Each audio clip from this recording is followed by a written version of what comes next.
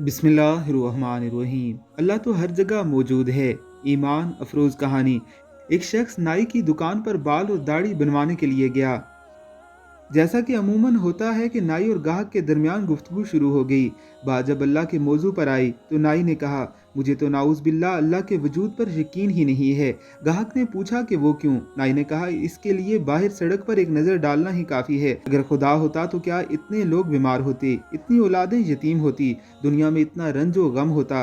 मुझे यकीन है कि अगर रहीम व करीम अल्लाह का वजूद होता तो वो हरगिज़ इसकी इजाज़त नहीं देता कि दुनिया इतने मसाइल से भरी हो।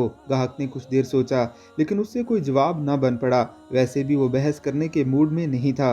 नाई ने उसके बाल और दाढ़ी बनाए और वो पैसे देकर दुकान से बाहर निकल आया। उसी वक्त उसके सामने से एक शख्स गुजरा जिसके बाल और दाढ़ी लंबे और बेतरतीब थे और लग रहा था कि बहुत अरसा वो नहाया भी नहीं। गाहक वापस दुकान में दाखिल हुआ और नाई से कहने लगा, जानते हो क्या, मेरे ख्याल में दुनिया में नाइयों का कोई वजूद नहीं है। नाई ने कहा, कैसी बात कर रहे हो? मैं नाई हूँ और तुम्हारे सामने मौजूद हूँ। अभी भी तुम्हारी दाढ़ी और बालों की हजामत की है।